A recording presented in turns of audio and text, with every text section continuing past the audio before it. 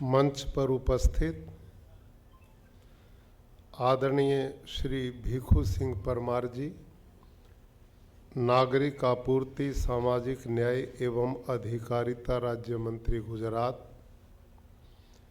माननीय श्री श्यामल भाई पटेल जी, अध्यक्ष गुजरात सहकारी दूध विपणन संघ साबर डेयरी अध्यक्ष, आदरणीय श्री पीसी बरांडा जी, विधायक भिलोड़ा, माननीय श्री विनेंद्र सिंह झाला जी, विधायक हिम्मतनगर, माननीय श्री संदीप कुमार जी, सचिव सहकारिता एवं पशुपालन एवं गौ संवर्धन, माननीय श्री मिनेश भाई शाह जी, अध्यक्ष राष्ट्रीय डेयरी विकास बोर्ड, साबर डेयरी के सभी सम्मानित डायरेक्टर्स, मंडल के सभी सदस्यगण और बहुत सम्मानित पशुपालक, किसान बंधुओं, मीडिया से जुड़े हुए सभी मित्रों, देवी और सज्जनों,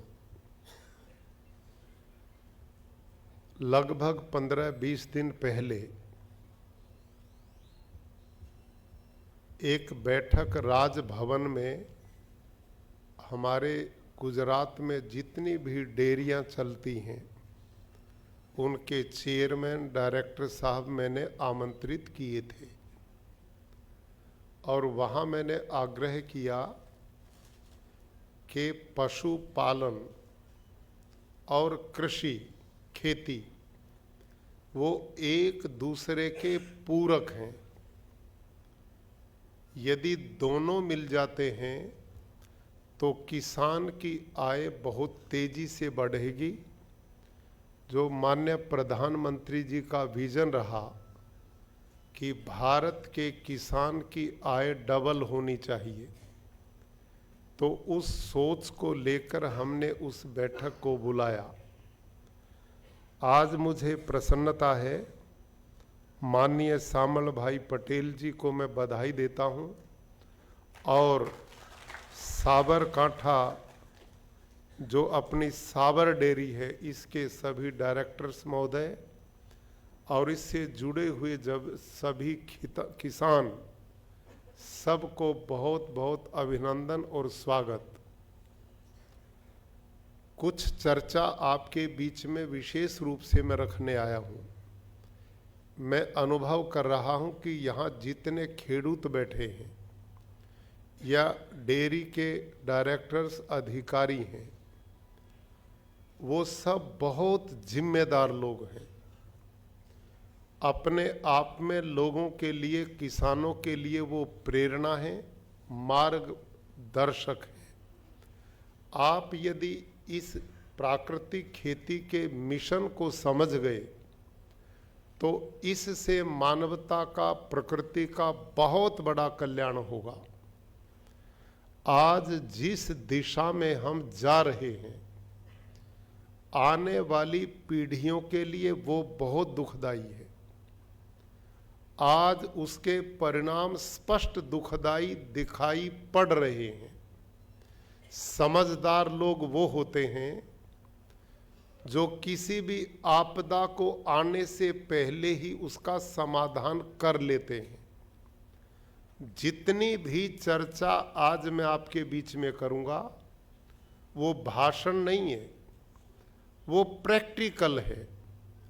एक एक चीज आपके मानस में समझ में आएगी। आप सबसे मेरा निवेदन है कि आज के इस विषय को मैं थोड़ा गंभीरता लें और इसको अच्छी तरह समझें। सर्वप्रथम गुजरात में एक काल था, लगभग 70-75 वर्ष पहले गांव में छोटी सी डेयरी प्रारंभ हुई और आज अमूल के नाम से वो इतना बड़ा ब्रांड बना कि आज देश और विदेश में उसको सम्मान से देखा भी जाता है, उस पर विश्वास भी किया जाता है और लोगों के लिए बहुत आहार का एक माध्यम बना है पौष्टिक आहार का। और उसके बाद बाकी जितनी भी डेयरियां यहां विकसित हुई, उन सभी डेयरियों ने किसानों की समृद्धि का जहां रास्ता तय किया है, वहां खाद्यान्न की दृष्टि से भी एक बहुत बड़ा सहयोग प्रदान किया है। किसान समृद्ध भी हुए हैं और एक बहुत सकारात्मक ये अभियान गुजरात में चला और देश के लिए बहुत बड़ी प्रेरणा बना है। ये हम सब के लिए गर्व और सौभाग्य की बात है।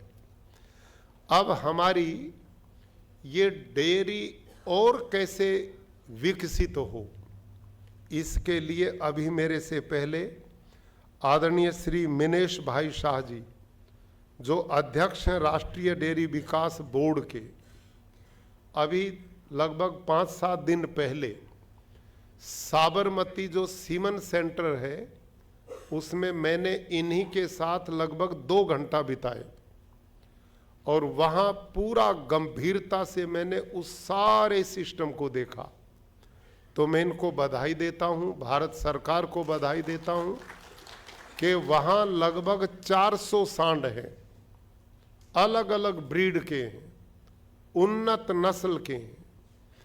और जैसा उन्होंने कहा, भारत के माननीय प्रधानमंत्री श्रीमान नरेंद्र मोदी जी, जो भारत का चहुमुखी विकास तो कर ही रहे हैं, उसी के साथ भारत के किसान की समृद्धि, उन्नति, प्रगति की सोच भी वो लगातार बनाए रखते हैं। उन्होंने पिछले दिनों जो सेक्स सॉर्टेड सीमन, उसका भी उद्घाटन किया। इस समय सबसे बड़ी समस्या जो किसान के लिए बनी है, वो गाय भैंस 50% बछड़े देती, 50% नर और मादा का संतुलन रहता। अब जो गाय बछड़े दे रही है, आज किसान बैल से खेती नहीं करता, न उसमें हिम्मत रही, उसके घुटने अब थक गए हैं। आज कोई कहे कि बैल से खेती करो, जब किसान खेत में एसी लगा देता तो वो किसान खेती के लायक तो कम ही बचता है, वो हो गया। अब ये बैल बेचारे किसी काम नहीं आ रहे, एक्सीडेंट करते हैं, खेतों को उजाड़ते हैं, उनको धक्के दे के बाहर निकाल देते हैं। तो इसका इतना बढ़िया समाधान आया है सेक्स सॉर्टेड सीमन। गुजरात सरकार ने उस सीमन को इस समय कुल 50 रुपए में कर दिया है किसान के लिए, और वो आपके सीमन सेंटर पर मिलते हैं। और अभी शाह जी ने बताया उस पर खर्चा बहुत आता है। मैं खुद किसान हूं, मेरे पास इस समय 450 गायें हैं और उन गायों को मैंने उन्नत ब्रीड का बनाया है। और उन्नत ब्रीड आज सेक्स सॉर्टेड सीमन हमारे यहां अब आया है। मैं उसको विदेश से मंगाता था और मेरे को वो 2000 रुपये में एक सीमन पड़ता था। अब वो धीरे धीरे आज के दिन भी 1400 रुपये पर सीमन में खरीदता हूं। लेकिन मैंने हिसाब लगाया कि इतना महंगा सीमन तू ले रहा है, ये लाभकारी या नुकसान का है? 2000 का लेने के बाद भी मेरे को लाभ हुआ। आपको तो सरकार, भारत सरकार बहुत सस्ता 200-250 रुपये में ले आई है। मेरे पास पिछले वर्ष मैंने 100 गाय में उसका प्रयोग किया तो मेरी 92 गायों ने बछड़ियां दी। अब आप हिसाब लगाओ, 100 में से 92 गाय ने बछड़ी दी और मैंने अपनी नस्ल को खुद बनाया। 10 किलो दूध की गाय से HF गाय अभी 15 दिन पहले मेरी 5 गाय ऐसी हैं जिन्होंने 50 से 53 लीटर तक दूध पर डे दिया है और 40 लीटर से ऊपर मेरे पास 40 ही गाय होंगी जो 40 से 50 के बीच में देती है। ये तो मेरे को भी अकल नहीं थी उस समय कि इस दूध में अंतर क्या होता है। अब समझ में आई कि A2 और A1 दूध में बहुत बड़ा अंतर है। तो अब मैंने बराबर की देसी गाय भी बना दी है। साहिवाल, थारपारकर, राठी, गिर, हरियाणवी, रेड सिंधी 6 ब्रीड मेरे पास भारतीय नस्ल की हैं। उनको भी नस्ल सुधार करके मैंने 22 लीटर तक पहुंचा दिया है पर डे और मेरा लक्ष्य है 25 लीटर तक की देसी गाय ले जाना और ये जल्दी मैं करूंगा।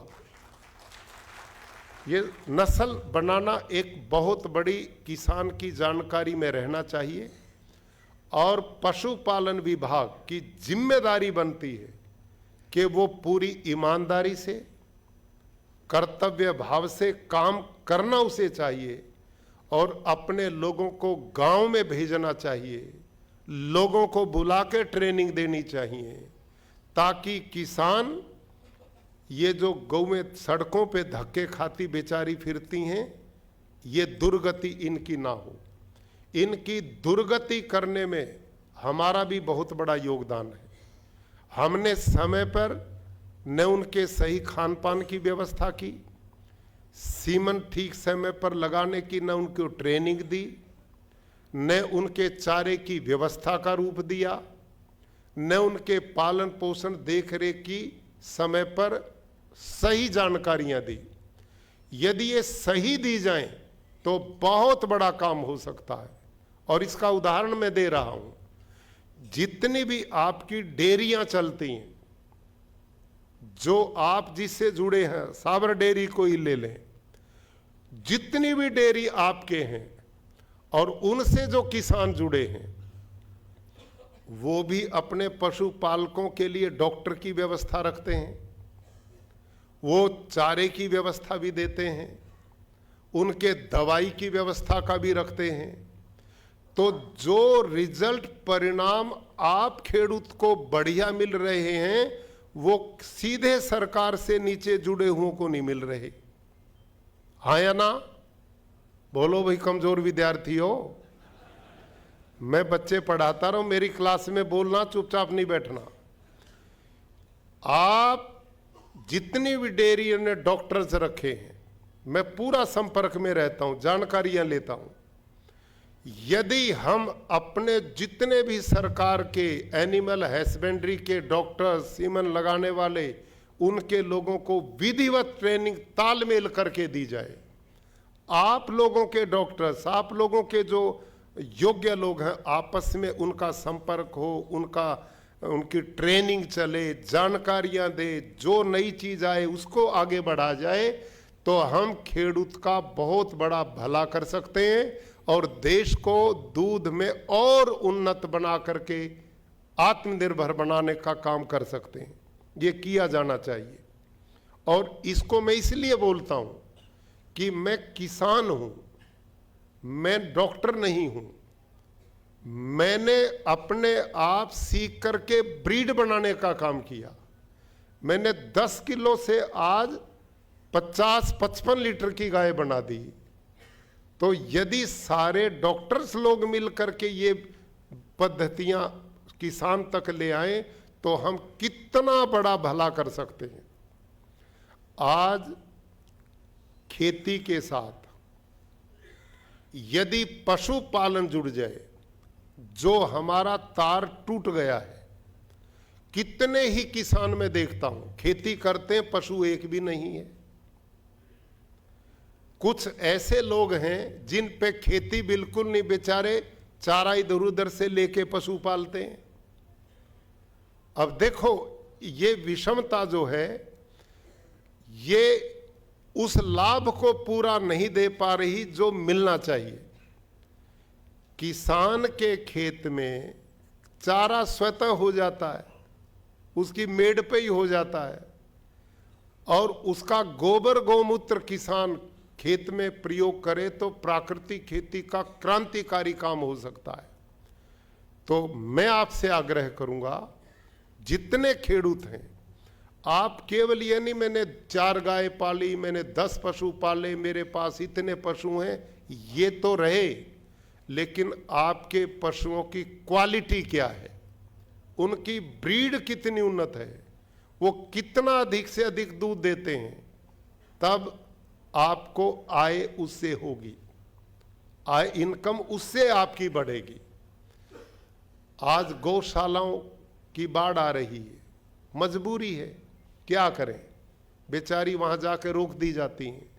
गौशालाओं से कोई गाय थोड़ा ही बचेगी, गाय तो किसान के खूंटे पे जाके बचेगी, और किसान के खूंटे पे गाय तब बंधेगी जब वो लाभकारी होगी। जो गाय खाए 100 रुपए का और दे 50 रुपए का, कितने दिन पालोगे उसे आप?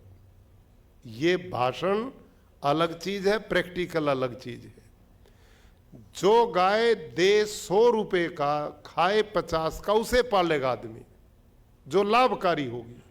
और उस लाभकारी के लिए प्रदेश सरकार ने और हमारा जो राष्ट्रीय डेयरी विकास बोर्ड, उसके माध्यम से जो हाइल्डर बुल के सीमन है, आप अधिक से अधिक उनका प्रयोग करें और सेक्स सॉर्टेड सीमन की ओर ज्यादा बढ़ें। इन्होंने एम्ब्रियो सिस्टम के माध्यम से भी भ्रूण प्रत्यारोपण का काम चलाया है, वो भी जो किसान समर्थ हो उसकी ओर भी बढ़े। इससे आपको बहुत उन्नत पशु मिलेगा, यह आपके लिए बहुत लाभकारी होगा। मैं अपना जो गौशाला है मेरी, तो गुरुकुल में चलाता हूं, उसमें मैं प्रतिवर्ष 20-25 गाय बेचता हूं, जो 1 लाख से ऊपर की जाती हैं। हर गाय 1 लाख से ऊपर की है। और दूध की एवरेज इस समय मेरी 26 लीटर है, एवरेज। तो एवरेज 26 लीटर पड़ती है। तो उससे 1 महीना, इस जनवरी की मैंने अभी निकलवाई है, 17 लाख रुपए का मेरी बचत है इतनी गाय में। 1 महीने में मैंने चारे का, फीड का, बिजली का, नौकरों का सब खर्चा निकाला, 1-1 पैसे का हिसाब है। तो जब ये ब्रीड बनेगी तो किसान यदि उसको पालेगा तो कितना बड़ा उसका लाभ हो सकता है। और इधर डेयरी को दूध मिलेगा तो ये भी विकसित होगी, इससे लोगों का भरण पोषण होगा। तो ये सब चीज हमने दोनों चलनी चाहिए। ये तो डेयरी के बारे में मेरे विचार थे। अब मैं प्राकृतिक कृषि पे आता हूं। बोर तो नहीं हो गए आप? समझ रहे हो मेरी बात को? अब सावधान होना पड़ेगा ज्यादा, क्योंकि डेयरी तो आप सारे जानते थे। प्राकृतिक कृषि से आप बड़े भयभीत हैं। क्यों डरे हुए हैं आप? वो किसान हाथ खड़ा करो जो खेती करते हैं। वेरी गुड, बहुत अच्छा, बधाई। ये तो चुन चुन के ला रखे हैं, बहुत शामिल भाई जी ने और टीम ने, बहुत अच्छा। और आपके चेहरे से पता लगता है हाथ से खेती कम करते हो, नौकरों से ज्यादा कराते हो। ऐसा ही है ना? हाँ, लेकिन कोई बात नहीं, उनसे कराओ, मैं भी यहीं बैठ के अपनी खेती कराता हूं। मार्गदर्शन आपका रहेगा तो चलेगा। अब बातचीत करूंगा मैं, संवाद है, बोलना है, चुप नहीं बैठना। आप प्राकृतिक खेती को इसलिए नहीं करना चाहते कि यदि प्राकृतिक खेती करेंगे तो हमारा उत्पादन कम हो जाएगा। हाँ या ना? यही है ना? बस ठीक, बीमारी पकड़ी गई। अब आप इस वहम को निकालिए। यही मैं निकालने आया और अभी निकालूंगा आपका ये मैं। आप यही नहीं समझ पा रहे, और ये भ्रम आपका नहीं, ये सच्चाई आपके साथ एक घटना घटी। ऑर्गेनिक फार्मिंग, जैविक खेती और प्राकृतिक खेती में जमीन आसमान का अंतर है। आप जो डरे बैठे हो उत्पादन घटेगा, वो जैविक खेती से डरे बैठे हो।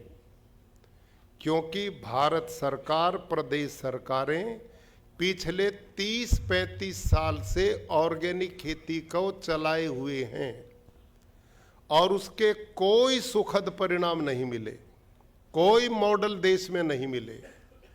उत्पादन क्लियर कट 3 साल पहले कम होता। मैंने भी जैविक खेती की शुरू में। अब जैविक खेती क्या है इसको समझिए आप।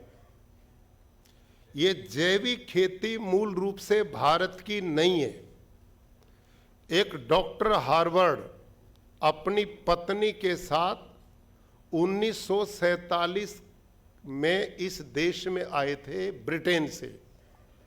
उन्होंने यहां आकर जैविक खेती, ऑर्गेनिक खेती का प्रचार शुरू किया और जब वो किसानों से मिला तो उसने देखा कि तेरी इस जैविक खेती से तो यहाँ का किसान पहले ही ज्यादा जानता है।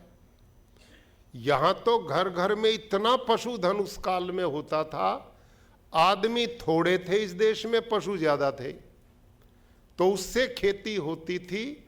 तो वो ज्यादा इसमें सफल नहीं हुए, लेकिन इंदौर के राजा ने उनका काफी सहयोग करके उस काम को बढ़ाया और ऑर्गेनिक शब्द, जैविक खेती एक प्रचलित हुआ।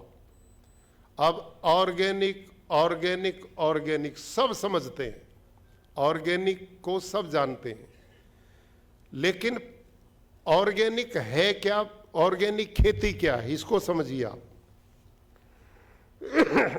इसमें किसान को इनपुट्स बाहर से डालना पड़ता है, बाहर से खरीद के खेत में चीजें डालनी पड़ती हैं। रासायनिक खेती में भी बाहर से किसान को सामान खरीद के डालना पड़ता, यूरिया, डीएपी, पेस्टिसाइड वो खरीदे जाते हैं। जैविक खेती वालों के बड़े बड़ी फैक्ट्रियां बन गई, वो भी अलग अलग प्रोडक्ट बनाते और किसानों को बेचते हैं। ये दोनों ही ऐसा काम करते हैं।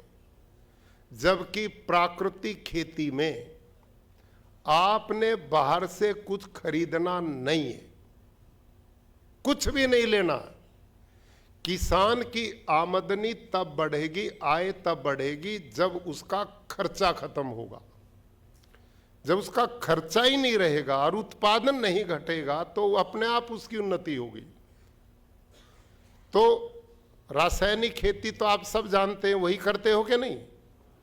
जो रासायनिक खेती करते, मैं भी वही करता था। घबराना नहीं, वो हाथ खड़ा करें।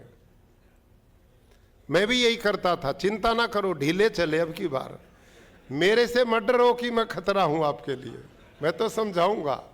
आप इसलिए नहीं करते, पता नहीं क्या कहेंगे। कुछ नहीं, मैं खुद इतना यूरिया डालता था, ट्रॉली भर भर के मेरे खेत में आती थी।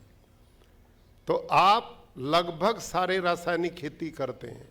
अब जो प्राकृतिक खेती जिसका प्रचार मैं 3-4 साल से गुजरात में करता हूं, वो प्राकृतिक खेती कौन कौन किसान करता, वो हाथ खड़ा करें।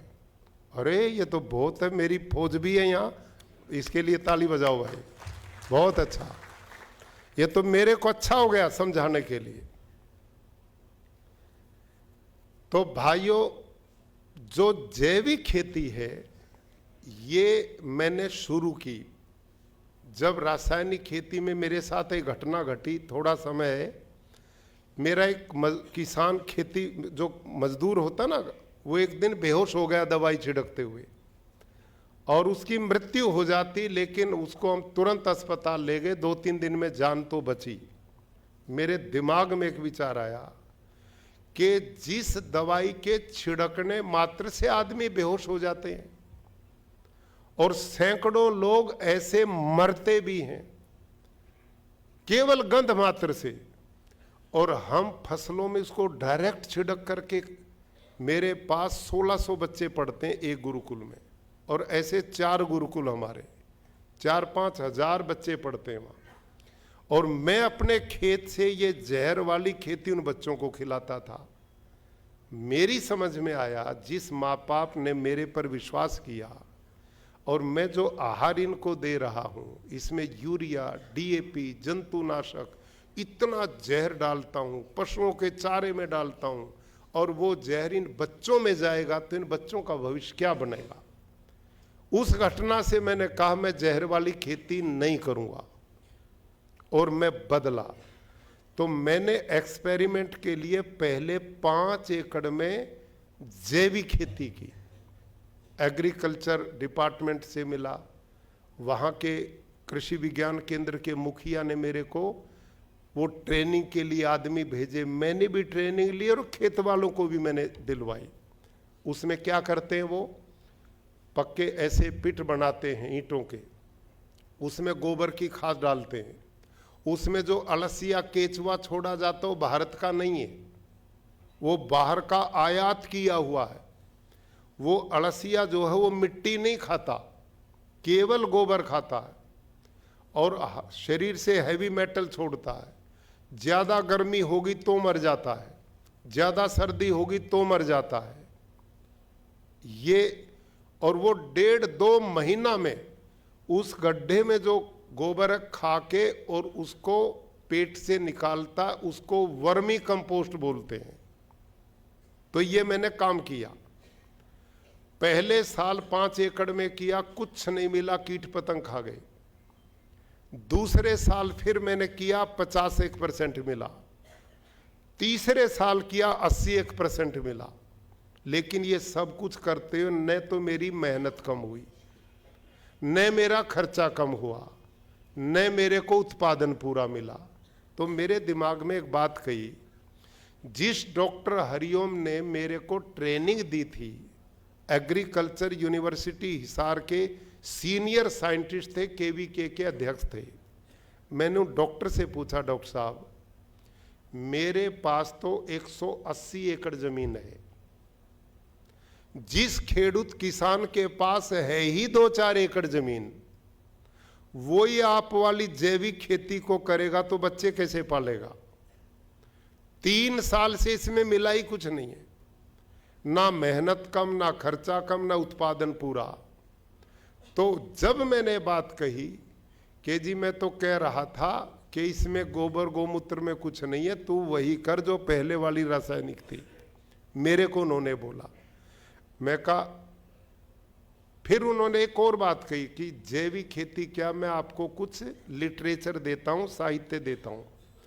तो उन्होंने 2 किताब मेरे को दी, जिसमें agriculture university Hisar, agriculture university Haryana में हिसार में है, एक लुधियाना में है एग्रीकल्चर यूनिवर्सिटी, दोनों के साइंटिस्ट की एक पुस्तक दी जिसका नाम था किसानों के लिए सिफारिशें।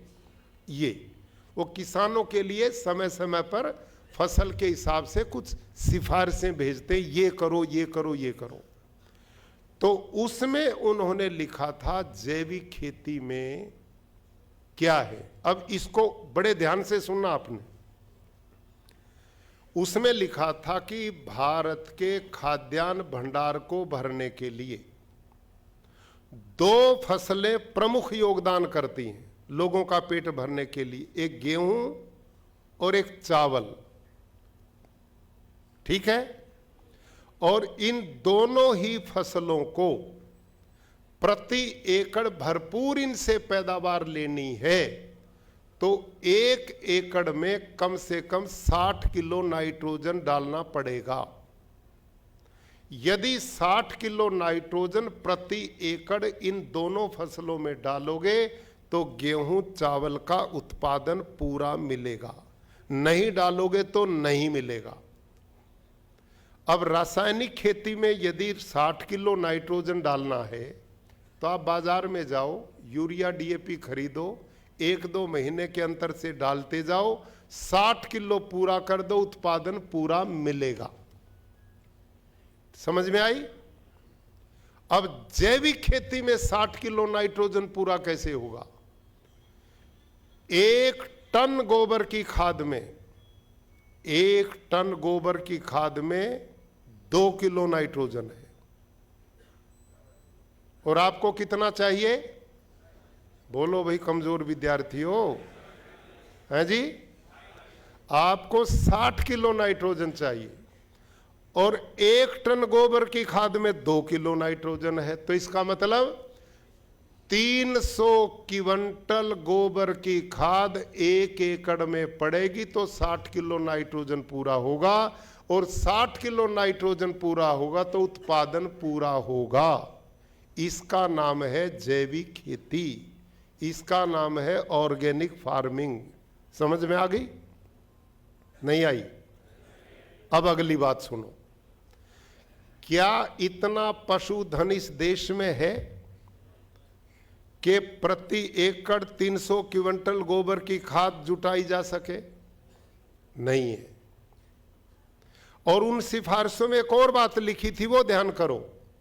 उसमें उन कृषि वैज्ञानिकों ने लिखा था, यदि आप 300 क्विंटल प्रति एकड़ गोबर की खाद पूरी नहीं कर सकते तो यही काम 150 क्विंटल वर्मी कंपोस्ट में भी हो जाएगा। वो 150 क्विंटल में होगा, 50% में। 150 क्विंटल वो केचुए की, अळसिया की जो खाद बनाई जाती है, वो 150 क्विंटल प्रति एकड़ डलेगी तो 60 किलो नाइट्रोजन पूरा हो जाएगा। अब मैं, आप किसान खेडूत हैं, आप बताओ 300 क्विंटल गोबर की खाद तैयार करने के लिए कितने पशु चाहिए? 30-40 तो चाहिएंगे कि नहीं? तो एकड़ 1, पशु 40, किसान पशु पालेगा या बच्चे पालेगा? इसका नाम है ऑर्गेनिक फार्मिंग। समझ में आ गई बात? अब ये जो कही कि 150 क्विंटल वर्मी कंपोस्ट में काम चलेगा, कोई बात नहीं। वो 40 पशु चाहिए थे, इसमें 20 चाहिए, तो 20 क्या थोड़े हैं? इसमें भी 1 एकड़ में बताओ 20 पशु पालेगा या परिवार पालेगा, और उत्पादन फिर पूरा नहीं। अगली बात, अगली और बात, इतना गोबर की खाद जब खेत में पड़ेगी तो खरपतवार निंदा मन का भंडार होगा क्या नहीं? सारा दिन उसको चलते रहो हथियार, जो थोड़ा बहुत बचता वो मजदूरों को दे देना, यही है ना? इसका नाम है ऑर्गेनिक फार्मिंग। और अगली बात सुनो, इतना गोबर की खाद जब पड़ेगी तो उसमें मीथेन, कार्बन डाइऑक्साइड और नाइट्रस ऑक्साइड, तीनों प्रकार की गैस वातावरण को खराब करती हैं। ग्लोबल वार्मिंग के लिए जितनी खतरनाक रासायनिक खेती है वैसी ही जैविक खेती भी है। अगली बात, हमारे खेतों में 2 प्रकार के कीट हैं, एक मित्र कीट और एक शत्रु कीट। जानते हो कि नहीं इस बात को? तो शत्रु कीट जो खेत में है उसकी डाइट, उसकी खुराक मित्र कीट से डबल है, वो ज्यादा खाता, और वो ज्यादा खाता, ज्यादा बढ़ता तो खेत में बीमारियां ज्यादा आती हैं।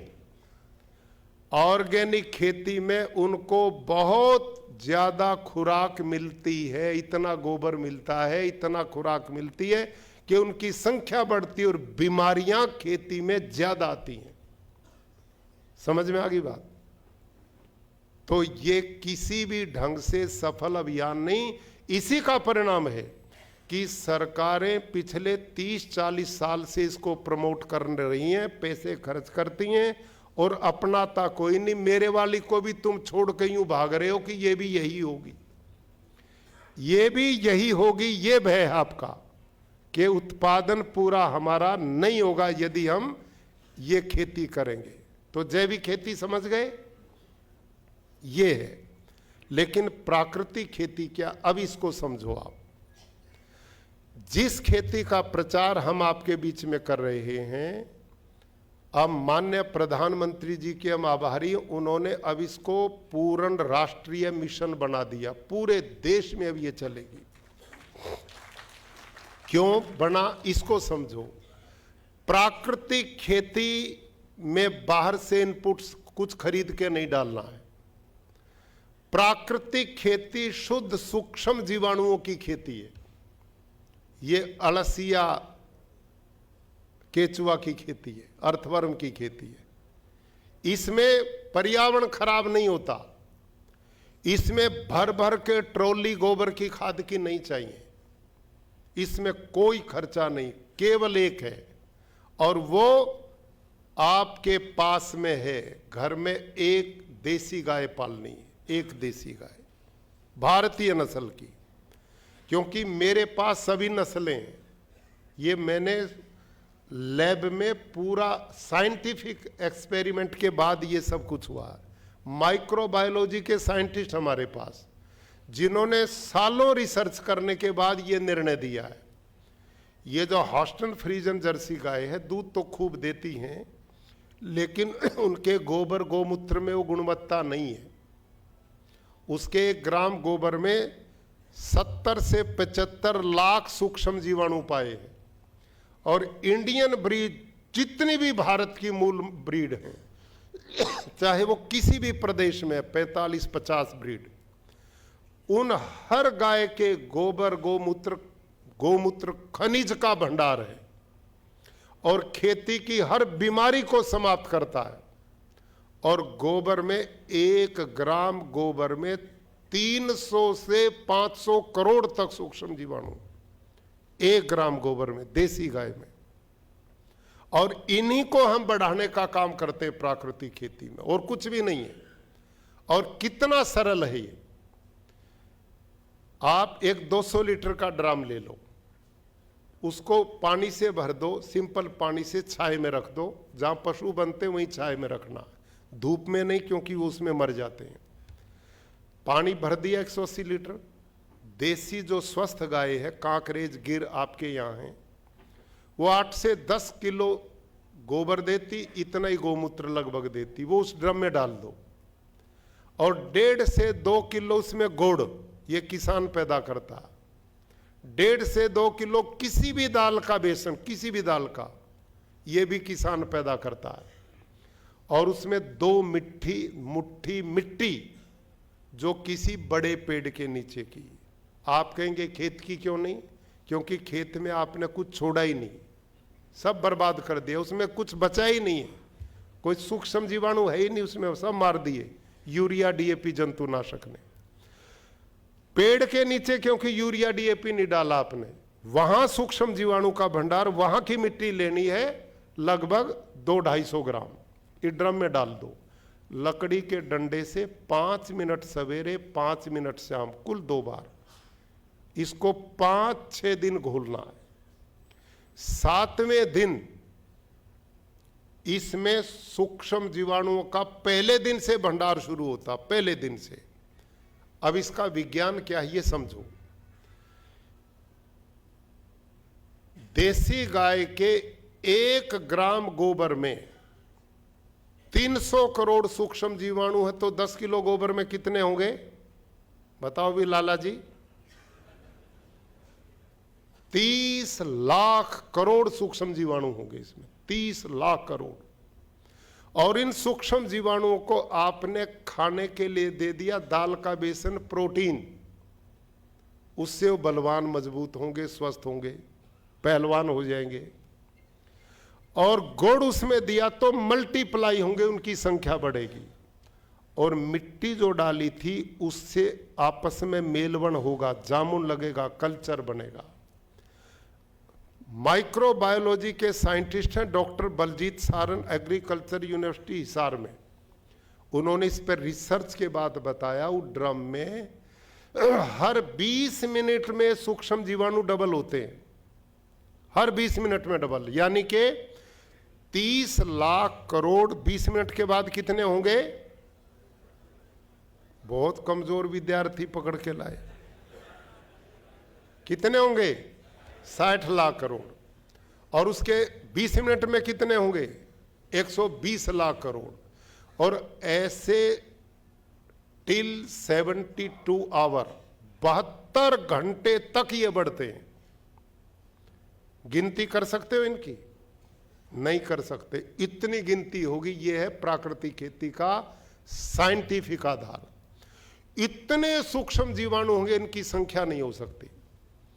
इनको आपने बनने से 72 घंटे के बाद अगले 5-6 दिन तक ये बचे रहते हैं। स्प्रिंकल से, ड्रिप से, खुले पानी से इसको खेत में फैलाना है 1 एकड़ में, ये जाएगा। अब जब ये खेत में फैलेंगे ये असंख्य सूक्ष्म जीवाणु, तो खेत की मिट्टी में भी सूक्ष्म जीवाणु है, उनमें इनका आपस में मेलवन होगा। मेलवन तो समझते होगे, गुजराती समझ गया मैं भी। 1 क्विंटल दूध में 50 ग्राम दही छोड़ दो तो पूरा दूध दही में बदलेगा नहीं, वही काम खेत में होगा इस सिस्टम से। अब वो मेलवन बनेगा तो सूक्ष्म जीवाणु आपस में इतने बढ़ेंगे कि उनकी कोई गिनती नहीं हो सकती। और ध्यान करो, इस देसी गौ मां के पेट में एक तरह के सूक्ष्म जीवाणु नहीं है, सैकड़ों प्रकार के हैं, अलग अलग तरह के हैं। ये सूक्ष्म जीवाणु जब खेत में जाएंगे तो 10 दिन के अंदर ही जो अड़सिया अब दिखना बंद हो गया, सब मार दिया आपने। जो आपका सबसे बड़ा मित्र था वो अब भी कहीं कहीं बचा है, धरती के नीचे समाधि लिए बैठा है, आपके यूरिया डीएपी से डरता हुआ। और जब ये डालोगे ना उसमें, ये डलेगा, उसकी गंध नीचे जाएगी तो धरती फोड़ के वो ऊपर आ जाएगा। 10-12 दिन में ही वो ऊपर आके काम शुरू कर देगा ये। और वो अड़सिया कितना बढ़ता है जिंदगी में, एक अड़सिया अपनी लाइफ में 40 से 50 हजार बच्चों को जन्म देता है, इतना फैला था परिवार। लेकिन आपने छोड़ा ही नहीं, मित्र को शत्रु माने बैठे, उस कौम को कौन बचाएगा? जो भगवान ने तुम्हारे लिए बिना पैसे का मजदूर भेजा था, और कितना काम करता हो। देखो आपको दिखाऊंगा वो मैं, देखो यूं जाता हो यूं, और इस छेद से आता है, इससे जाता, इससे आता है। धरती में 8 से 10 फीट तक वो छिद्र बनाता है, और जिस छिद्र को बनाता वर्मी बोझ से उसको लीपते जाता, वो जल्दी बंद नहीं होता छेद। उस छिद्र के द्वारा धरती में 10 फीट तक ऑक्सीजन जाता है, धरती की फर्टिलिटी बढ़ती, उपजाऊ बनती है। और ये अड़सिया जिस मिट्टी को खाता है ना और पेट से निकालता है, उस खेत की मिट्टी से इसके पेट से निकली मिट्टी में 6 गुना ज्यादा नाइट्रोजन है। जो नाइट्रोजन चाहिए ना आपको, आप कहेंगे नाइट्रोजन कहां से आएगा, phosphor, zinc, potash, magnesium, iron, copper कहां से आएगा? वो मैं बता रहा हूं प्राकृतिक खेती में कहां से आएगा। वहां तो आप ट्रॉली भर भर के गोबर डालते हो, लेकिन इसमें जो क्रांति है, सूक्ष्म अभियान, ये प्राकृतिक खेती को आप समझते ही नहीं, डरे बैठे हो ये करेंगे तो उत्पादन घटेगा।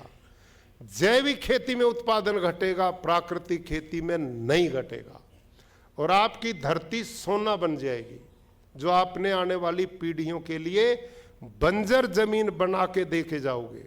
धरती में पीने का पानी नहीं छोड़ा, आकाश में हवा लेने की नहीं छोड़ी, सारी खाद्यान्न में जहर मिला दिया, लोगों को बीमार, हार्ट अटैक, डायबिटीज और अस्पताल भर दिए। ये सब पाप के भागी मैं और आप हैं। हम सब ये अभियान चलाए हुए, इससे मुक्ति का रास्ता प्राकृतिक खेती कैसे करती है देखने का। तो ये जो अड़सिया ना, इसकी मिट्टी 6 गुना नाइट्रोजन है, 9 गुना फास्फोरस है और 11 गुना पोटास है। और जब ये अड़सिया मरता है ना, धरती के 17 प्रकार के पोषक तत्वों की पूर्ति करता है, और जिंदगी में मैंने बताया 40 से 50 हजार बच्चे देता है। कितना ये खेत में कैसे काम करता, वो वीडियो है भाई मेरा केचुए वाला, वो चलाओ।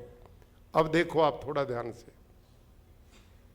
ये आप देखना अपने खेत को और मेरे खेत को। किसान भाइयों ये देखो, आज मैं गुरुकुल कुरुक्षेत्र के प्राकृतिक कृषि फार्म पर पहुंचा। आप सब जानते हैं कि पिछले 10-11 जुलाई में उत्तर भारत में भारी बारिश हुई है, और कुरुक्षेत्र में भी ये वर्षा पर्याप्त मात्रा में हुई।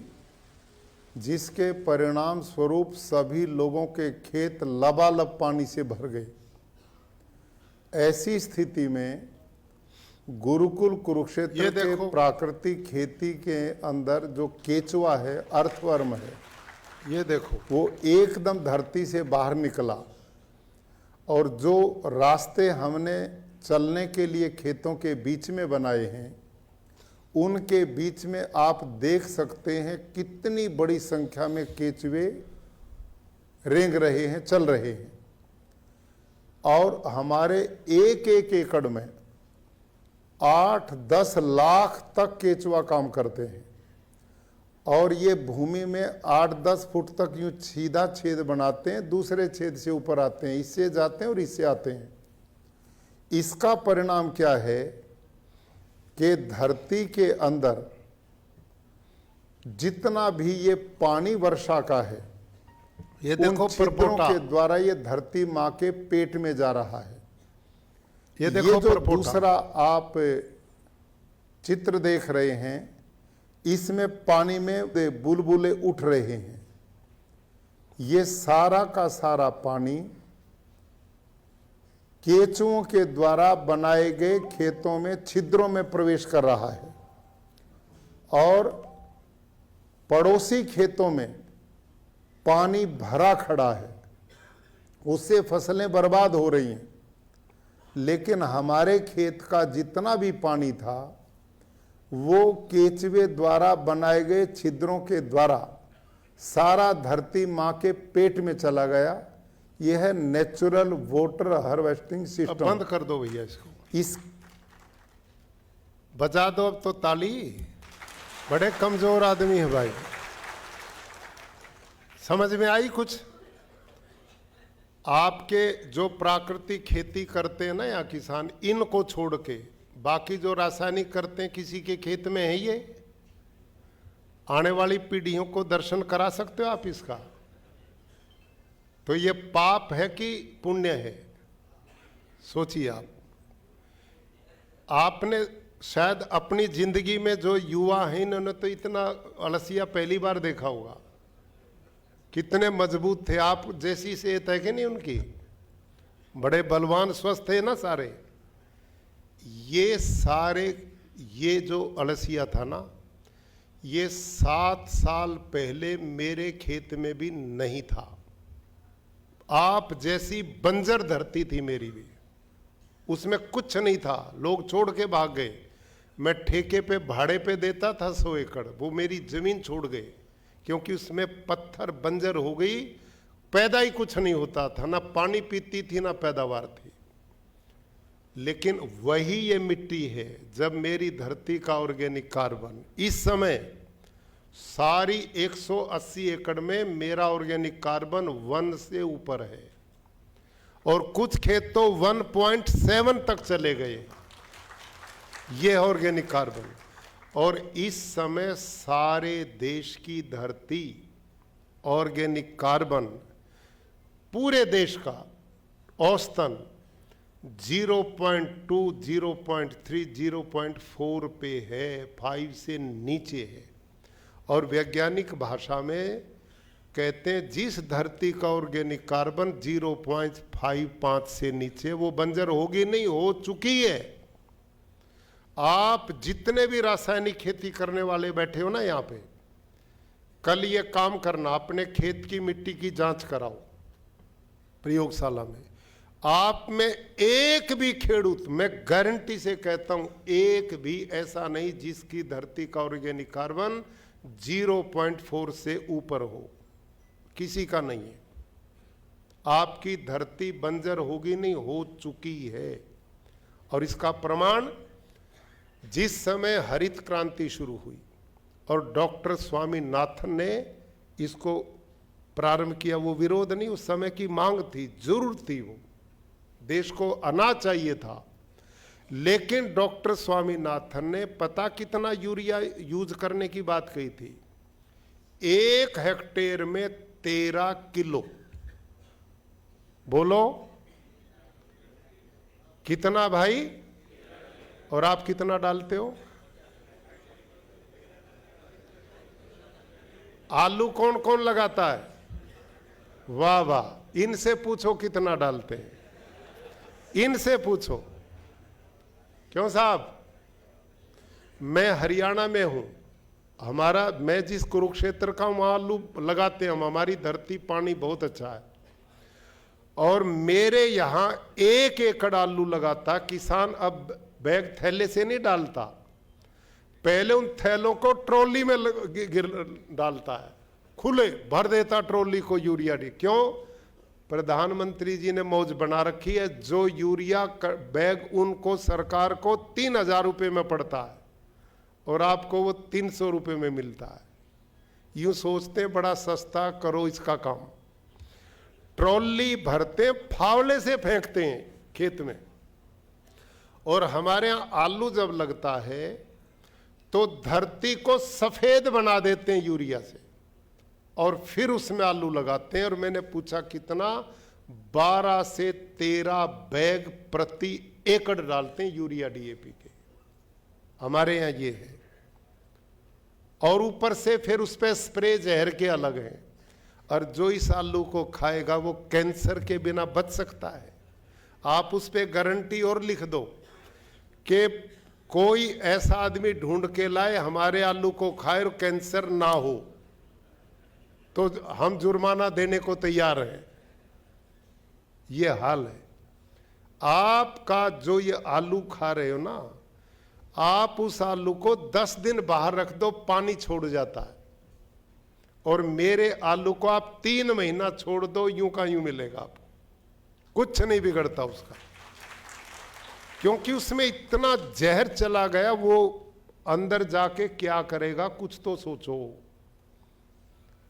कितना बड़ा अपराध हो रहा है, जितना आहार हम खा रहे हैं। अब तो मां के दूध में यूरिया, गाय भैंस के दूध में यूरिया, जो जहर अन्न साग भाजी में डाल रहे वो आदमी के शरीर में। कल के अखबार की वो कटिंग मेरे प्रेस सेक्रेटरी साहब साथ हैं, ये सुनाओ, कल के अखबार की है ये देखो इसको आप। कल पत्रिका अखबार निकलता है हिंदी का राजस्थान से, इसमें रोकना भैया इसको, ये पढ़ो इसको। ये रिसर्च आई है, मतलब ये मैंने नहीं, कल के अखबार की है ये। संजीवनी भी सुरक्षित नहीं, मां के दूध में मिले खतरनाक रसायन। ऊपर दिखो, ऊपर डिब्बा बंद दूध में भी पाए गए कीटनाशक तत्व, हरे चारे से मवेशियों में पहुंच रहे हैं पेस्टिसाइड। ये काम आप कर रहे हैं। आज तो पशुओं को भी कैंसर कर दिया हमने ये। और इसकी पूरी रिसर्च आप देखेंगे हमारे पास में है, पूरी डिटेल है इसमें। आज जो आप चारा पशुओं को दे रहे हो, उसमें वो पशुओं में जा रहा है, पशुओं के दूध में आ रहा है, फिर वो लोगों में जा रहा है, बच्चे पैदा होते में जा रहा है। इतना पुण्य कमा रहे हैं हम लोग, कितना बड़ा पुण्य का कार्य है। वो छोटे छोटे बच्चों की किडनी खत्म, कैंसर, ब्लड कैंसर, अस्पताल भर दिए हमने। ईमानदारी से बताओ, आज से 50 साल 40 साल पहले कोई कैंसर नाम की बीमारी को जानता था? कोई हार्ट अटैक को जानता था? कोई डायबिटीज को जानता था?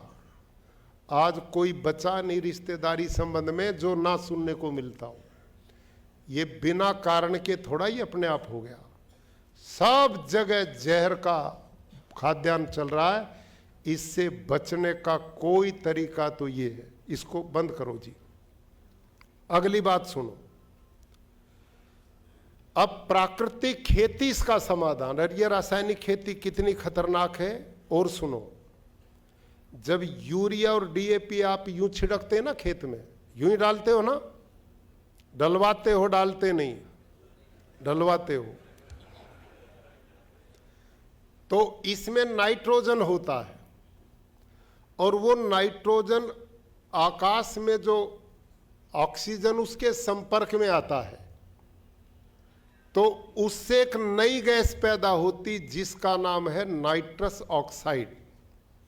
किसान भाइयों ध्यान से सुनो, इस ग्लोबल वार्मिंग के लिए जलवायु परिवर्तन के लिए सबसे खतरनाक गैस मानते हैं कार्बन डाइऑक्साइड को। सुना ना नाम? लेकिन आप जो गैस पैदा करते हो ना इस वायुमंडल में, उसका नाम है नाइट्रस ऑक्साइड, यूरिया डालने से, डीएपी से। और वो कार्बन डाइऑक्साइड से 312 गुनी खतरनाक है। बोलो कितनी? 312 गुनी खतरनाक है कार्बन डाइऑक्साइड से। इस धरती पर करोड़ों लाखों टन यूरिया पड़ता साल में धरती पे। इस धरती मां को हमने कितना जहर पिलाया है, और इस जहर से जितने सूक्ष्म जीवाणु थे ये सब मर गए। इससे जो अलसिया था वो मर गया, जो मित्र कीट थे वो मर गए। उसका परिणाम धरती बंजर होगी, पत्थर होगी, पानी नहीं पीती, पैदावार नहीं देती। जो काम 13 किलो से चलता था 13 बैग से भी नहीं चलता। क्यों? क्योंकि धरती बंजर हो चुकी है। आपको हर साल बढ़ाना पड़ता है यूरिया। डॉक्टर स्वामीनाथन ने तो 1 हेक्टेयर में 13 किलो डालने की सिफारिश की थी, और हम 13 बैग पे चले गए। ये क्यों चले गए? इसलिए चले गए, धरती में पैदा करने की ताकत खत्म हो गई। अब यूरिया डीएपी डाल डाल के करते हैं। लेकिन एक यूनेस्को की रिपोर्ट है जिसमें उन्होंने लिखा, यदि इसी प्रकार से रासायनिक की खेती अगले 40-50 साल चलेगी तो धरती ऐसे हो जाएगी जैसे घर का फर्श है, तिनका भी पैदा नहीं होगा। इस यूरिया में 40-45% तो नमक है। या आप तो समुद्र किनारे के लोग हैं, समुद्र किनारे कोई तिनका पैदा होता है क्या? आप अपने बच्चों की, आने वाली पीढ़ियों की धरती को नमक खिला के, जहर खिला के बंजर बनाने पे जुटे पड़े हो। आने वाले बच्चे क्या खाएंगे? धरती में पानी जा नहीं रहा, पत्थर बना दी। कैसे बना दी ये भी दिखा भैया एक वीडियो। ये और देखो, धरती पत्थर बना दी यूरिया डीएपी ने, कैसे बनी इसको भी देखो। भाई और बहनों, ये देखो ध्यान से। 2024 की एक घटना है, थोड़ी आवाज बढ़ा भी कि गुरुकुल ज्योतिसर जिला कुरुक्षेत्र में छात्रों की संख्या बढ़ने के कारण हमने अपने पड़ोसी ऐसे एक किसान से 5 एकड़ जमीन लीज पर ली, जिसमें छात्रों के लिए ग्राउंड बनाया जा सके। उसकी फेंसिंग के लिए प्रबंधक समिति ने निर्णय लिया कि उसमें ड्रिल मशीन के द्वारा जमीन में होल करके पाइप लगाकर उसमें तार फेंसिंग की जाए, ताकि बच्चे अंदर सुरक्षित रह सकें। तो उसमें ड्रिल मशीन से जब हम छिद्र करने लगे तो जोर लगा करके भी 63 सीसी का इंजन उस भूमि में 2 इंच से ज्यादा छिद्र नहीं कर पाया। ये देखो, और ये दूसरी तो जगह जब होल किया वहां पर भी मशीन फेल हो गई। लेकिन फिर हमने विचार किया कि ये जमीन इतनी कठोर क्यों है? क्या गुरुकुल ये कुरुक्षेत्र मेरा की फार्म जिस जमीन में हम प्राकृतिक खेती करते हैं, क्या वो भी जमीन इतनी कठोर है? तो हम ड्रिल मशीन को गुरुकुल कुरुक्षेत्र के खेतों में लेकर के गए। तो वहां पर जब ड्रिल की गई तो कुल 30 सेकंड में 2.5 फीट गहराई तक ड्रिल मशीन ने छिद्र बना दिया। वो आप इन चित्रों से भी देख सकते हैं। मेरे प्यारे किसान भाई और बहनों, ये सब कुछ अंतर किस बात का है कि हमने देखा कि जिस किसान से हमने ग्राउंड के लिए जमीन लीज पर ली है, उसमें किसान पिछले 40-45 वर्षों से केवल रासायनिक खेती करता है, जिसका परिणाम यूरिया, डीएपी, जंतुनाशक, पेस्टिसाइड, इंसेक्टिसाइड ने सभी केचुए, अर्थवर्म मार दिए। सूक्ष्म जीवाणु खत्म कर दिए, धरती पत्थर बन गई, बंजर बन गई। इसका परिणाम है कि इस समय भारत की धरती पानी नहीं पी रही। वर्षा जल जब बरसता है तो ऊपर वाली 6 इंच मिट्टी को बहा करके ले जाता, बाढ़ आ जाती है। और भूमिगत जल को हम ट्यूबवेलों के द्वारा, पंप्स के द्वारा खींच करके निकाल रहे हैं और वर्षा जल धरती माता पी नहीं रही है। इस कारण भूमिगत जल घटता जा रहा है, जमीन बंजर होती जा रही, पत्थर होती जा रही। जबकि गुरुकुल कुरुक्षेत्र के प्राकृतिक खेत। आई समझ में बात? आप बहुत सम्मानित किसान मेरे भाई हैं जो यहाँ बुलाए। ये मनोरंजन का कार्यक्रम नहीं है, ये आपकी आने वाली पीढ़ियाँ और आपके कर्तव्य बोध का अवसर है। 1 घंटे से मैं आपके बीच में बोल रहा हूँ और सारे गुजरात में यूं ही बोलता हूँ। मैं यही समझा रहा हूँ कि समझो कहाँ आप जा रहे हैं। ये केवल वहाँ की धरती ऐसी नहीं, आप अपनी को देखोगे वो भी ऐसी है। अब धरती ऊपर वाली 1 फुट तो ठीक है क्योंकि आप उसको जुताई करते रहते हैं।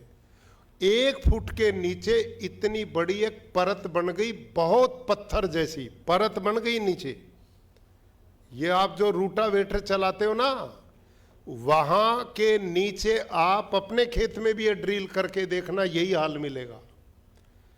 अब वो ड्रिल का काम करते थे केचुआ अड़सिया, वो 10-10 फीट तक यूं छिद्र करता था। तो धरती में जितना पानी बरसता था, वो देखे थे ना परपोटे आपने मेरे खेत के, सारा पानी उन परपोटे जो ना वो धरती माँ के पेट में चला गया और वाटर लेवल आएगा, बाढ़ नहीं आएगी। अब बाढ़ क्यों आ रही? थोड़ी सी बारिश हो बाढ़ आ जाती। क्यों आती है? धरती पानी नहीं पीती, आपने पत्थर बना दिया उसको। यूरिया डीएपी धरती के स्रोत को बंद करता। अच्छा ईमानदारी से बताओ, डीएपी 6-6 महीने पड़ा रहता कि नहीं खेत में? पिघलता है क्या वो? अरे बोल तो पड़ो, ये मैं गलत बोल रहा हूं क्या? वो पत्थर है कि नहीं जो पड़ा रहता 6 महीने पानी में भी नहीं गलता। और जब यूरिया और वो दोनों मिलते हैं, धीरे धीरे जो आप हर तीसरे महीने वो डोज दे देते हो धरती को, पहला खत्म नहीं हुआ नई डोज आ जाती है, तो कहाँ जाएगा वो पानी में मिलके? ऊपर तो उसको आप हिलाते रहते हो जुताई के साथ, उसके नीचे वो जम के इतनी बड़ी पत्थर की लेयर बन गई धरती में, जो बारिश का पानी धरती में जाने नहीं देती, बाढ़ आ जाती है।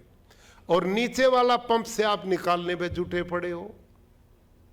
आप कुछ बड़े लोग होंगे, मैं जब छोटा था, हरियाणा की बात बताता हूं, हम स्कूल में जाते थे पैदल 2-3 किलोमीटर, तो रास्ते में कुएं है ना, छोटे छोटे बना देते थे लोग, और उनमें पानी कितना था 15-20 फीट पे, उसमें रस्सी पड़ी होती, हम वहीं से बच्चे निकालते पीते और वापसी में आकर नहाते भी थे, स्नान भी हो जाता था उसमें। 15-20 फीट पे पानी था। आज मेरे ही प्रदेश में 300 फीट पे पानी है। ये प्रोग्रेस की हमने। और आपके यहां कितना है? आपके यहां तो उससे भी ज्यादा होगा, 50-60 फीट पे, 2000 फीट तक पानी नहीं। और आप प्राकृतिक खेती शुरू कर दो, उसका परिणाम आप 3 साल में देखेंगे, आपका वाटर लेवल हर साल कई फीट ऊपर आएगा। क्यों आएगा? क्योंकि मेरे खेत में 180 एकड़ में कितनी भी बारिश बरसे, मेरा पानी बाहर जाता ही नहीं है, सारा धरती मां के पेट में चला जाता 24 घंटे में। जब सारा पानी वर्षा का धरती के पेट में जाएगा तो वाटर लेवल बढ़ेगा कि नहीं?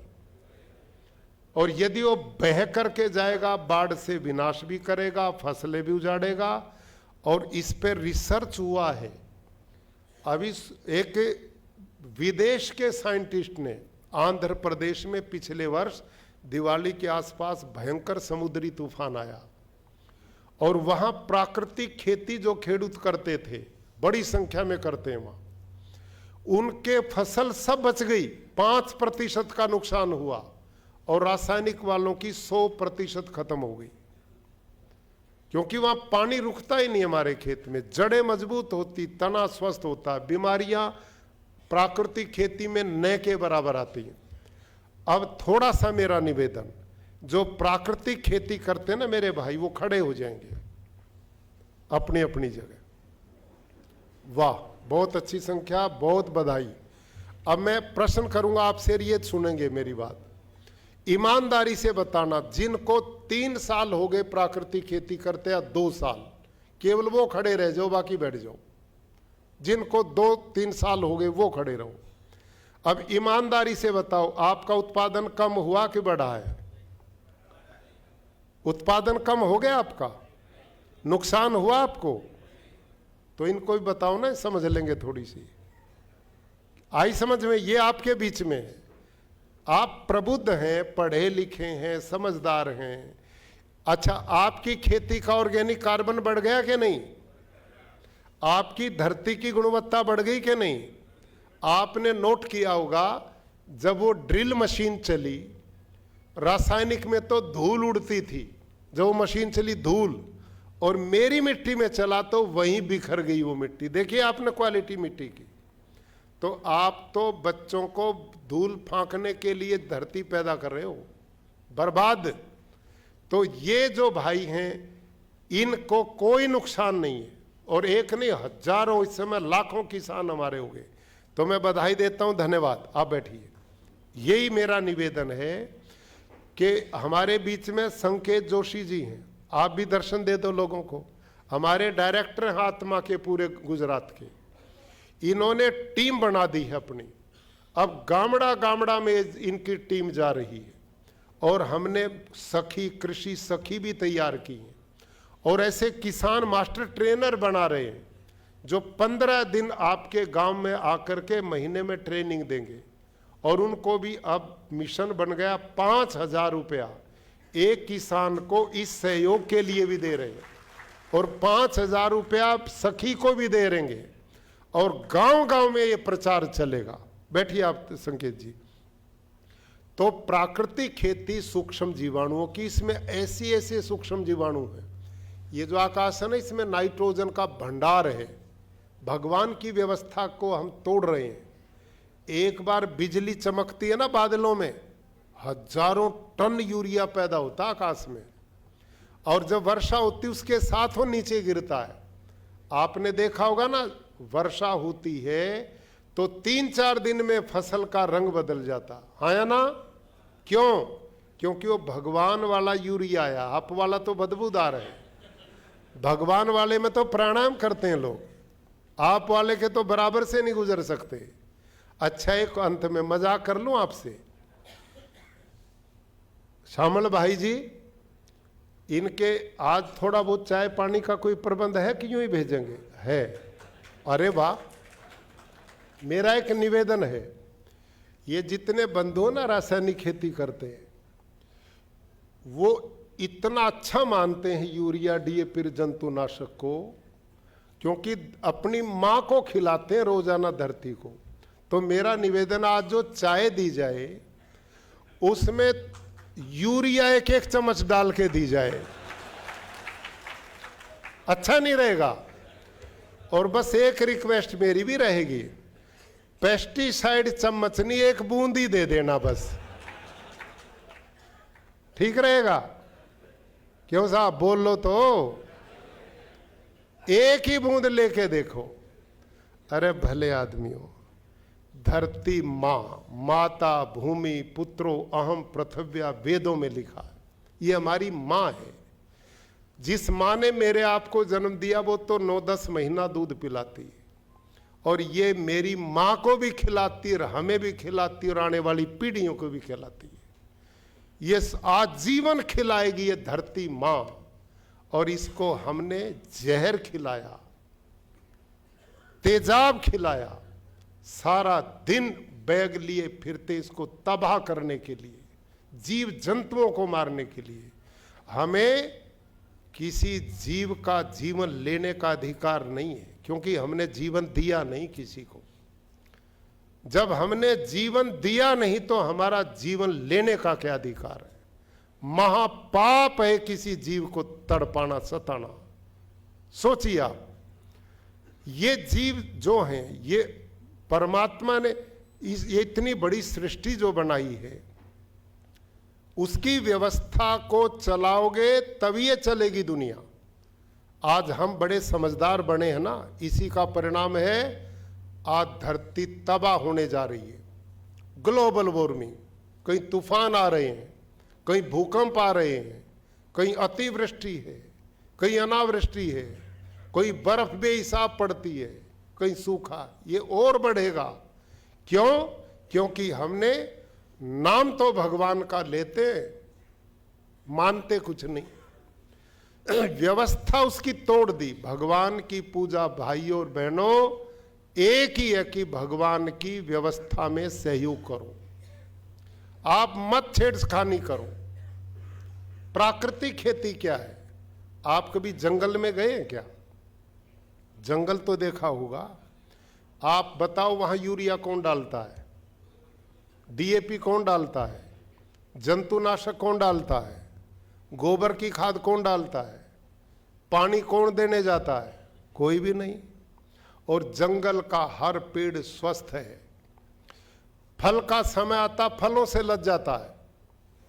और जंगल के किसी भी पेड़ के पत्ते को तोड़ो और लेबोरेटरी में ले जाओ, टेस्टिंग कराओ, उसमें एक भी पोषक तत्व की कमी नहीं मिलेगी।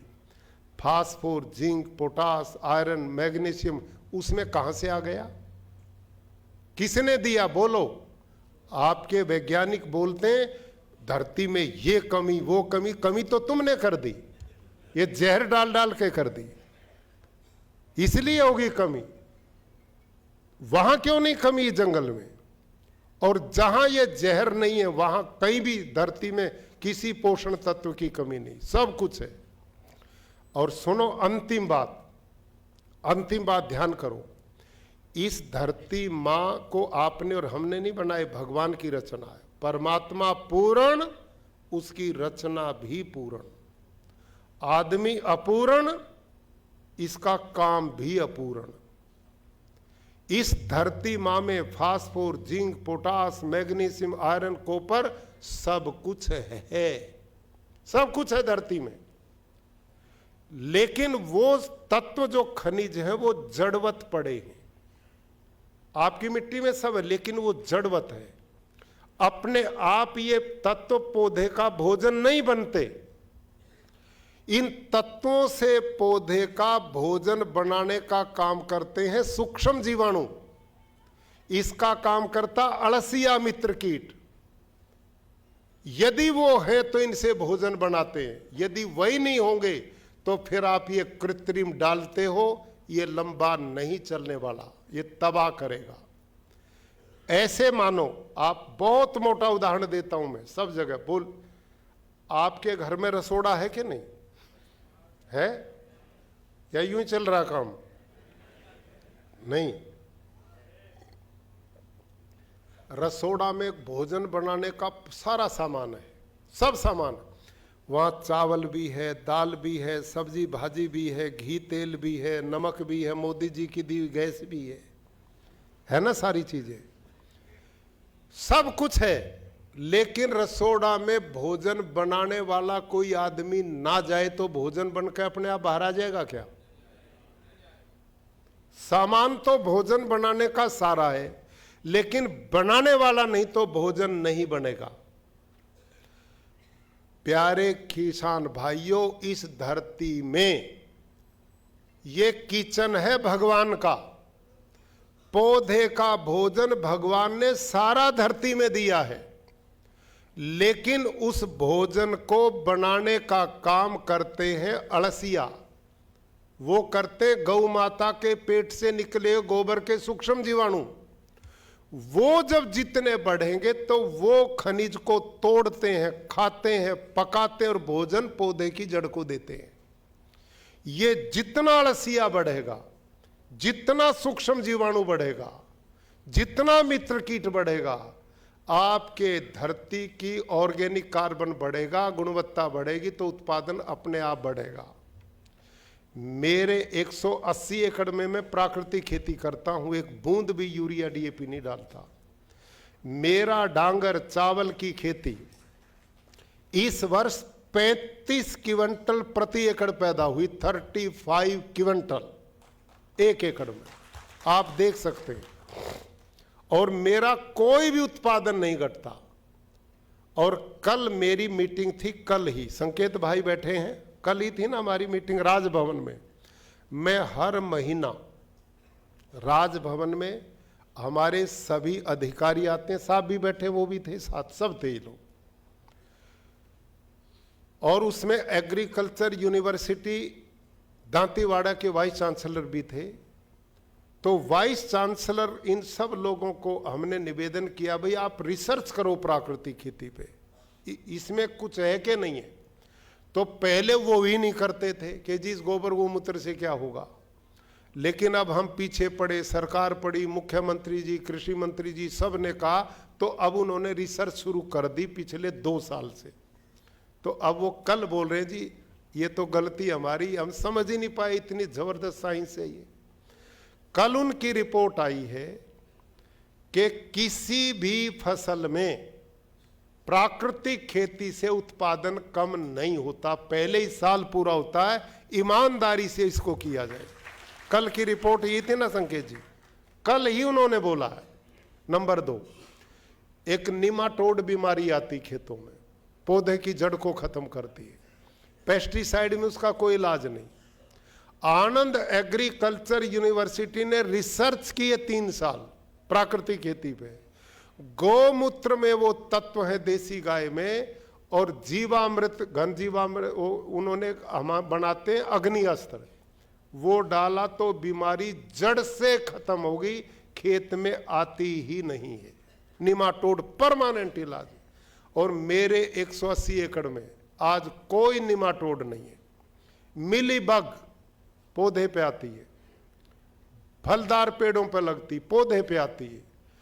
आप 50% पानी और 50% गौमूत्र मिला दो, आज करो अगले दिन साफ।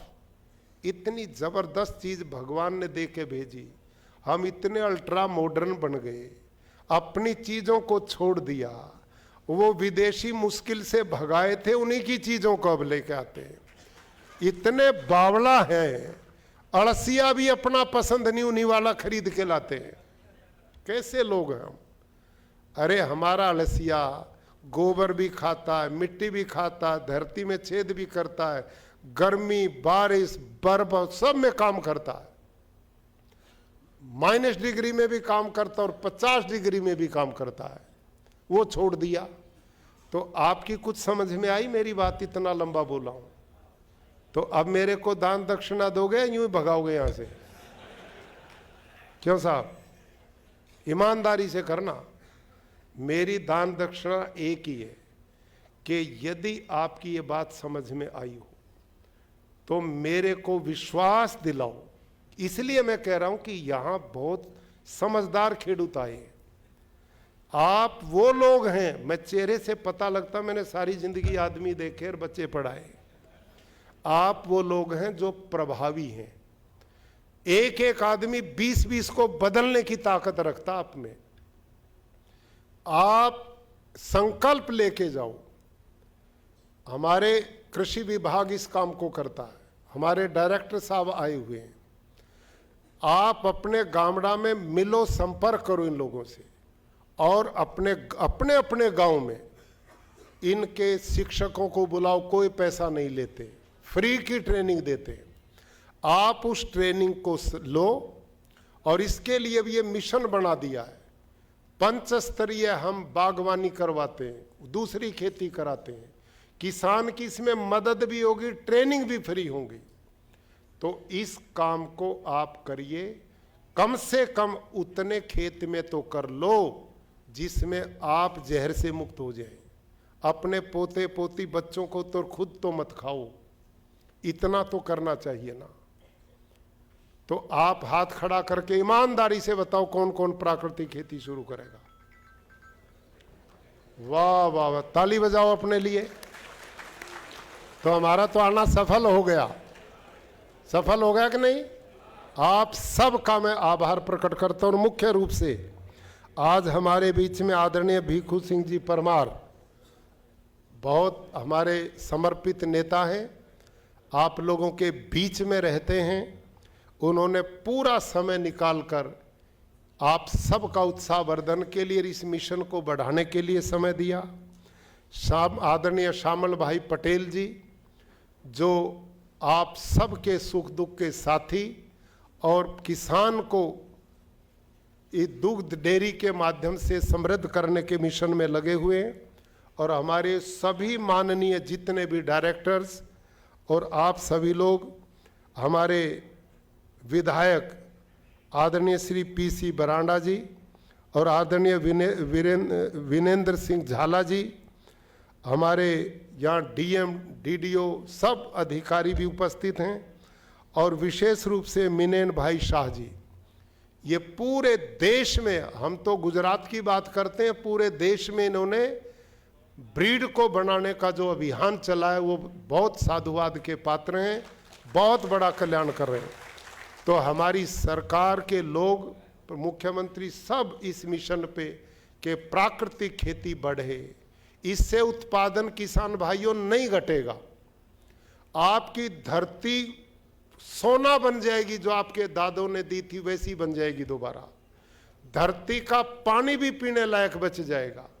ये जो पानी की बोतलें लिए फिरते हैं अब हम, 30 साल पहले कोई लिए फिरता था क्या? कहीं भी पी लेते थे। ये अब क्यों लिए फिरते हैं? क्योंकि आपकी कृपा होगी इनके ऊपर, ये लिए इसलिए फिरते। इस कृपा को बंद करो, आने वाली पीढ़ियों को बचाओ।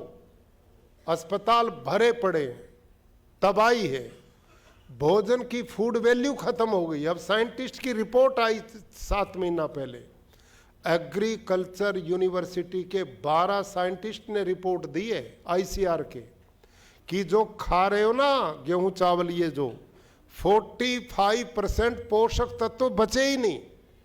उन्होंने रिसर्च की, क्यों नहीं बचे? क्योंकि हाइब्रिड बीज और यूरिया डीएपी ने इतना जहर और पोषक तत्व खत्म कर दिए, पेट तो भर दें और वहां लिखा मोटे भी हो रहे हैं लेकिन अंदर से खोखले हैं, कुछ नहीं बचा शरीरों में।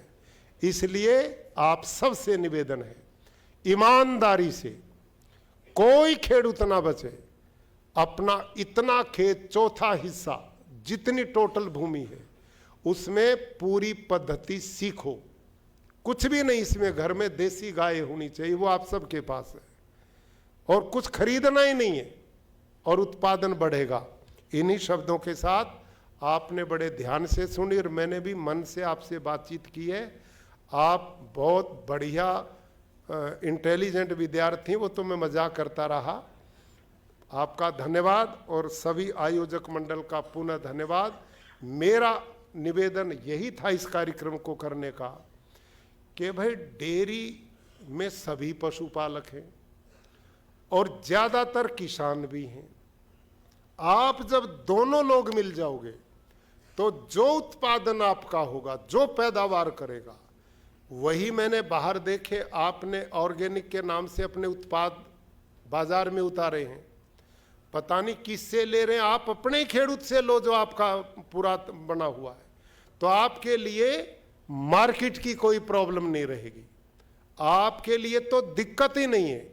क्योंकि अमूल के अपना डायरेक्टर साहब बैठे हैं, सब लोग अधिकारी बैठे हैं, इन्होंने एक मिशन बना दिया है कि प्राकृतिक के जो उत्पादन होंगे वो ये खरीदेंगे, तो आपको मार्केट की दिक्कत नहीं। इसलिए आपका तो सौभाग्य है, उन्नत नस्ल पशुओं की बनाओ, वो लोग यहाँ बैठे हैं, उससे इनकम बढ़ेगी। खेती करोगे, उसको आप लोगों को शुद्ध खिलाओगे, आपको पुण्य मिलेगा। उत्पादन आपका घटता नहीं, ये मेरी गारंटी है। उत्पादन पूरा मिलेगा। इसको हमारे लाखों किसानों ने गुजरात में शुरू कर दिया, तो आप भी करिए। बहुत बहुत धन्यवाद।